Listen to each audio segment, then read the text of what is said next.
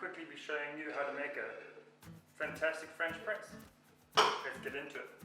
So what you're going to need is some beans, some hot water. You don't have to use a goose kettle, it just helps because you know exactly what the temperature is.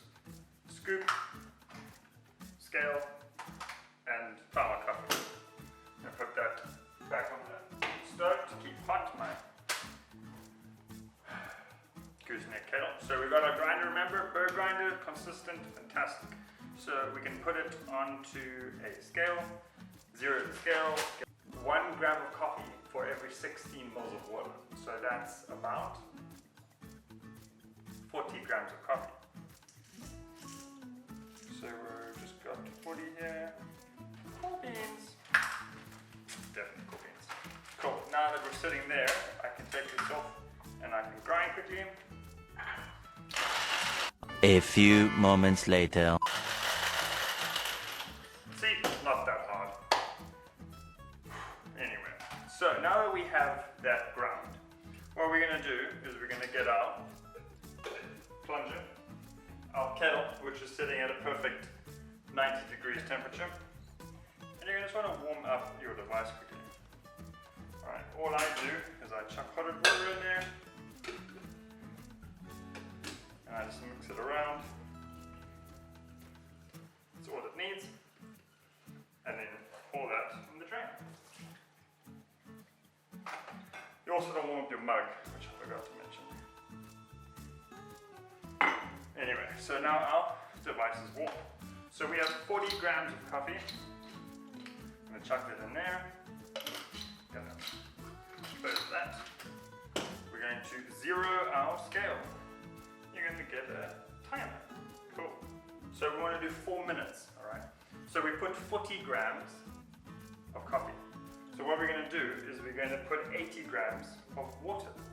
This is just the blue. There we go.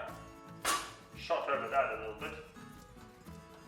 All you want to do now is you can shake it or stir it, whatever the case is, and then you leave it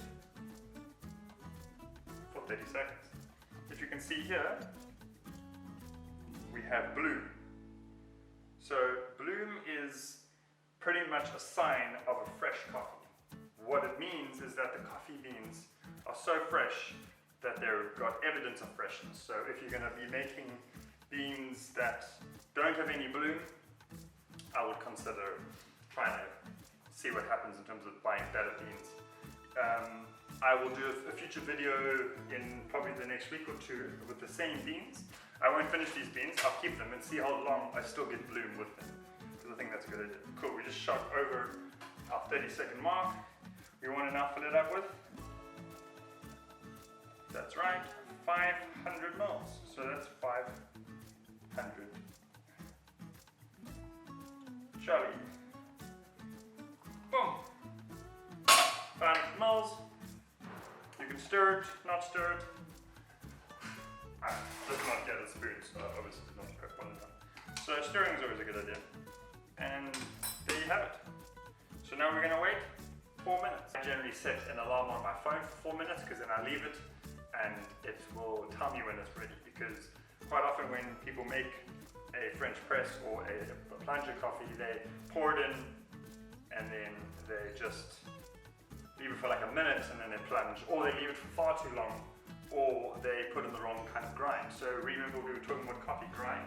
We were saying that because there's going to be a long contact time, we want a very big, coarse grind.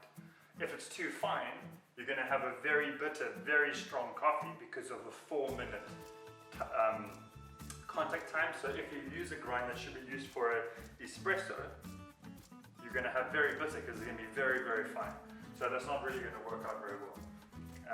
What I would recommend is you get your grinder, like I said in our previous videos, and that you are able to consistently use the same amount of coffee at the same coarseness for the same time to produce the same coffee. Alright, we can punch. And you can just punch slowly. A little trick I learned here is that if it's too easy to push, your grind is probably a bit big, and if it's too hard to push, the grind is probably a bit small. We can pour that. Spillage.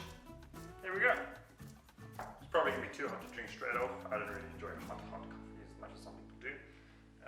But yeah, it's been good speaking with you, and look forward to our next lesson.